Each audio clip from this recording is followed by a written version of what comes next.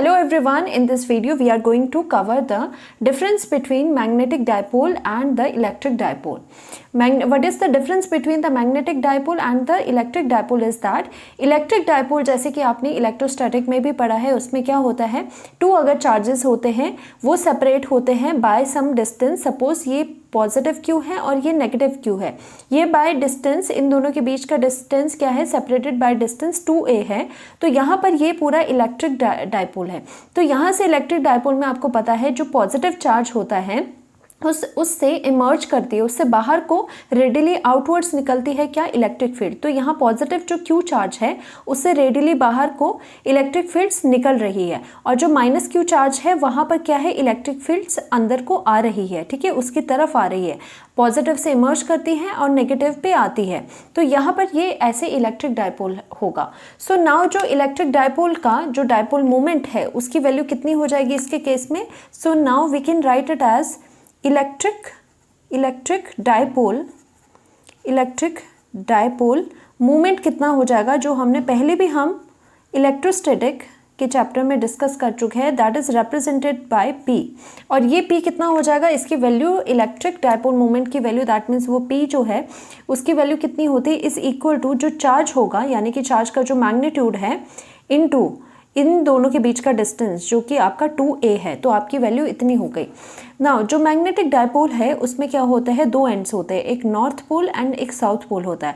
हमेशा north pole से बाहर को, अगर बाहर की आप बात करें तो बाहर को जो मैग्नेटिक फील्ड लाइन्स है वो नॉर्थ से निकलती हैं और साउथ में आके जाती है.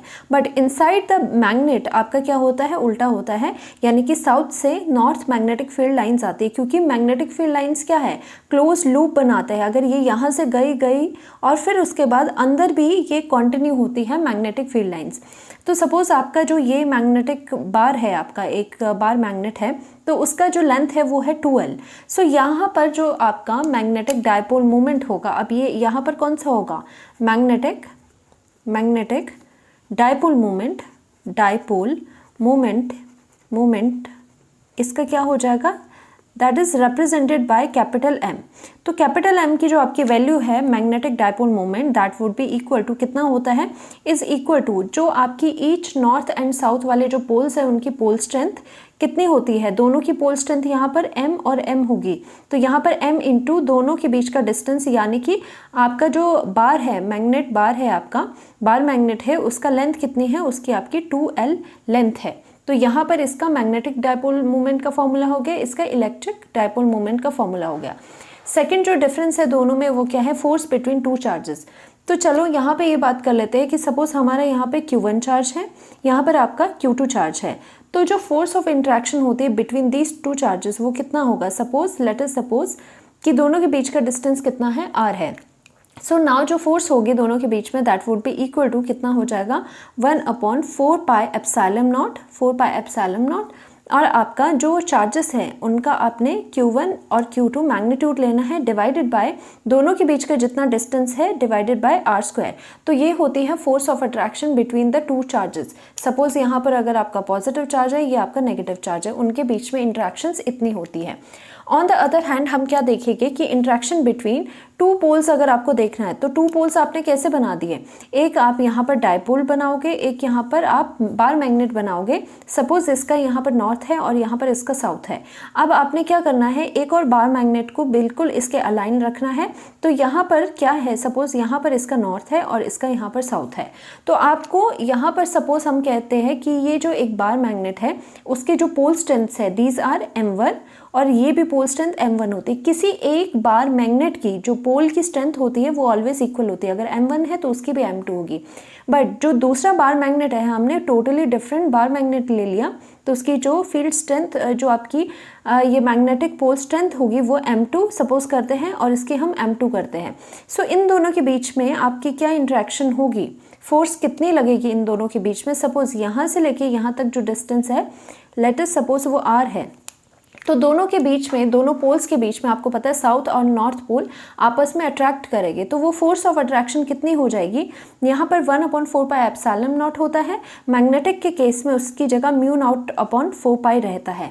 नाउ इसमें क्या हो जाएगा, m1 × m2, जो पोल की स्ट्रेंथ है वो डिवाइडेड बाय जितना डिस्टेंस है उसका r² आपने कर लिया, राइट। तो ये दोनों फोर्स ऑफ इंट्रैक्शन होगी दोनों के केस में, डिफरेंट केसेस में। Now force on a charge, force on a charge कैसे निकालोगे आप। सपोज आपको क्या करना है कि यहाँ पर सपोज आपने मैग्नेटिक फील्ड ले ली, मैग्नेटिक फील्ड आपने यहाँ पर ले ली और उस पर आपने कोई चार्ज रखे हैं। सपोज चार्ज आपने कौन से रखे हैं, पॉजिटिव एंड नेगेटिव चार्जेस रखे हैं। पॉजिटिव चार्ज होगा तो आपको पता है मैग्नेटिक नहीं, यहाँ पे इलेक्ट्रिक फील्ड होगा सपोज। तो यहाँ पर इलेक्ट्रिक फील्ड में, तो अगर आपने पॉजिटिव चार्ज रखा है और सपोज यहाँ पर नेगेटिव चार्ज रखा है, आपको पता है चार्जेस पर इलेक्ट्रिक फील्ड में क्या लगती है, फोर्स लगती है। तो वो फोर्स कहाँ को लगेगी, जो पॉजिटिव चार्ज होता है, हमेशा याद रखना है, उसमें जो फोर्स होती है वो कहाँ लगती है, along the direction of the electric field. यानी कि जिस डायरेक्शन में इलेक्ट्रिक फील्ड है उसी डायरेक्शन में इस पर पॉजिटिव वाले पे फोर्स लगेगी। अब यहाँ पर नेगेटिव वाले में क्या होता है, इसमें नेगेटिव वाले में एक्सटर्नल इलेक्ट्रिक फील्ड की वजह से कहाँ को फोर्स लगती है, इलेक्ट्रिक फील्ड की डायरेक्शन के बिल्कुल ऑपोजिट इसमें फोर्स लगती है। अब ऐसा क्यों होता है, क्योंकि आपको पता है जो इलेक्ट्रिक फील्ड होती है वो पॉजिटिव से नेगेटिव की तरफ जाती है। दैट मीन्स यहाँ पर पॉजिटिव होगा, यहाँ पर नेगेटिव होगा, तो दैट मीन्स नेगेटिव कहाँ जाने की कोशिश करेगा, ऑपोजिट जाने की कोशिश करेगा। पॉजिटिव चार्ज कहाँ जाने की कोशिश करेगा, अलोंग द इलेक्ट्रिक फील्ड, क्योंकि जहाँ इलेक्ट्रिक फील्ड जा रही है वो भी नेगेटिव की तरफ जा रही है और ये भी नेगेटिव की तरफ जाना चाहता है। सो नाउ जो इसका फॉर्मूला बनता है कि कितनी फोर्स लग रही है, इसमें the force is equal to उस चार्ज पे फोर्स कितनी होती है, उस चार्ज का जो मैग्नीट्यूड होता है इनटू जो एक्सटर्नल इलेक्ट्रिक फील्ड में उसे रखा जाता है उसकी वैल्यू, राइट। और नाउ फोर्स ऑन द पोल। सो यहाँ पर हमें क्या करना है, एक हमने क्या कर दिया, यहाँ पर मैग्नेटिक फील्ड रख दी, यहाँ पर हमने मैग्नेटिक फील्ड रख दी और उसमें हमने एक बार मैग्नेट रख दिया। अब हमें देखना है कि उसके जो दो पोल्स है उस पर आपकी कितनी फोर्स लगेगी। सपोज यहाँ पर आपकी साउथ है और यहाँ पर आपका नॉर्थ है, तो इस पर एक्सटर्नल मैग्नेटिक फील्ड की वजह से जो आपकी यहाँ पर फोर्स लगी, फोर्स कहाँ को लगेगी, नॉर्थ क्या होता है, देखो जो नॉर्थ इसका होगा वो थोड़ा सिमिलर बिहेव करता है पॉजिटिव चार्ज की तरह। तो नॉर्थ पे क्या कहाँ को फोर्स लगेगी, जहाँ पर आपका मैग्नेटिक फील्ड की डायरेक्शन है। साउथ पोल कैसे एक्ट करेगा, जैसे यहाँ पर नेगेटिव चार्ज एक्ट कर रहा था, सो यहाँ पर कैसे लगेगा, यहाँ पे इसके ऑपोजिट आपका फोर्स लग जाएगी। और ये वैसे ट्रू भी है फोर्स लगना ऐसा, अगर आपको यहाँ देखना हो कि मैग्नेटिक फील्ड आपका कहाँ से कहाँ तक जाती है, नॉर्थ से आपका साउथ में जाती है, तो दैट मीन्स जो मैग्नेटिक फील्ड आपकी जा रही है कहीं यहाँ पर नॉर्थ है और कहीं आगे जो वहाँ पे जाना चाह रही है वहाँ पर साउथ है। तो ऑब्वियस सी बात है जो नॉर्थ आपका है वो कहाँ जाना चाहेगा, वो आगे को जाना चाहेगा। यानी कि नॉर्थ पोल पर हमेशा जो फोर्स लगती है वो along the direction of magnetic field लगती है, साउथ में उसके ऑपोजिट लगती है। और जो ये फोर्सेस होती है वो कितनी हो जाएगी, फोर्स की वैल्यू इसमें कितनी हो जाएगी मैग्नेटिक फील्ड में, इज इक्वल टू जो पोल स्ट्रेंथ होती है, पोल स्ट्रेंथ दोनों की बराबर होती है, that is equal to m, और जितनी आपकी मैग्नेटिक फील्ड है यानी कि b। सो दैट मीन्स यहाँ पर अनदर आपका फोर्स आ गई, फोर्स आपकी इतनी आ गई जो फोर्स इस पे लग रही है। Now other is fourth point is electric field due to a charge at any point.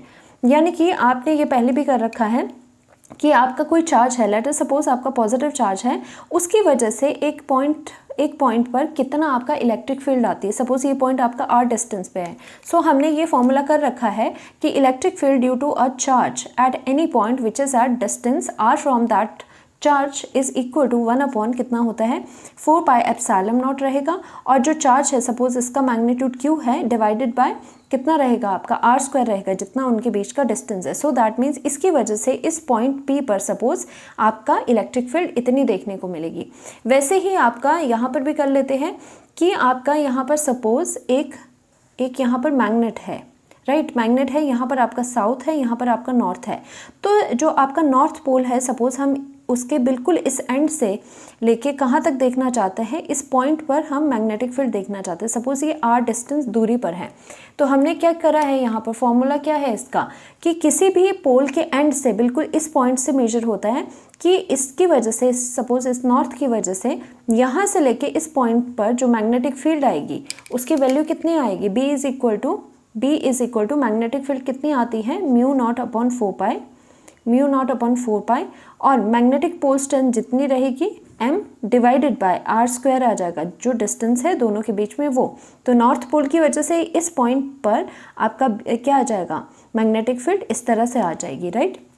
So now axial आपकी इलेक्ट्रिक फील्ड कितनी होती है, आपने पहले भी कर चुके हो। जो एक्सियल पोजीशन पे सपोज आपने क्या लिया है, इलेक्ट्रिक डायपोल लिया है, उसके एक्सियल जो लेंथ होती है, एक्सियल एक्सिस होती है, उस पर कितनी इलेक्ट्रिक फील्ड आती है, that is equal to 2p। p क्या होता है, electric dipole moment, divided by आपका कितना रहता था 4 पाई एप्सिलॉन नॉट, और आपका यहाँ पर r क्यूब रहता है, राइट। और उसी तरह से यहाँ पर magnetic field at the axial, अगर आपका मैग्नेटिक डायपोल है तो यहाँ पर बी एक्सियल के ऊपर मैग्नेटिक फील्ड कितनी एक्सपीरियंस हो रही होती थी, म्यू नॉट, और यहाँ पर 2, और यहाँ पर कैपिटल एम क्या है आपका, डायपोल मोमेंट है, ठीक है, मैग्नेटिक डायपोल मोमेंट है, अपॉन 4 पाई, और इसमें क्या आ जाएगा, इसमें आपका r क्यूब आ जाएगा, राइट।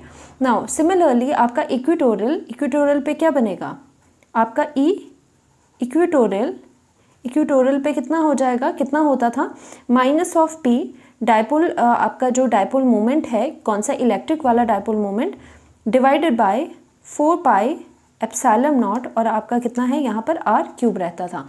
वैसे ही इक्वेटोरियल का जो मैग्नेटिक फील्ड है, यानी कि इक्वेटोरियल एक्सिस पे किसी भी पॉइंट पर जो आपकी मैग्नेटिक फील्ड इक्वेटोरियल पे एक्सपीरियंस होगी, दैट इज इक्वल टू कितनी हो जाएगी, minus mu naught m divided bye 4 पाई r क्यूब हो जाती है। और ये हमने सारी चीज़ें एक्सप्लेन भी करी हैं और साथ में डिराइव भी करी है।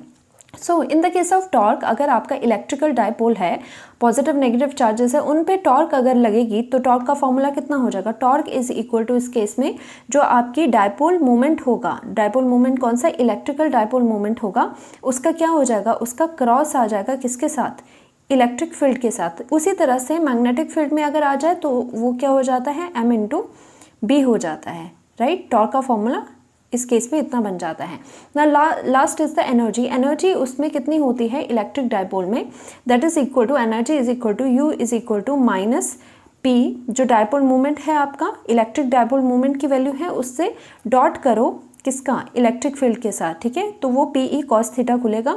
और यहाँ पर जो पोटेंशियल एनर्जी होती है उसके केस में, मैग्नेटिक डायपोल मोमेंट के केस में, वो कितनी होती है, minus magnetic dipole moment dot, यहाँ पर क्या करोगे, आपका मैग्नेटिक फील्ड करोगे, जो कि MB cos थीटा आपकी खुलेगी, और theta is the angle between the magnetic dipole moment और आपका मैग्नेटिक फील्ड। सो होपफुली आपको ये समझ आया होगा कि डिफरेंस आपका एनालॉजी क्या है, इन दोनों के बीच में थोड़ा थोड़ा सिमिलैरिटीज़ है, रिजेंबल करती है चीज़ें, तभी आपको करवाया। Thank you so much.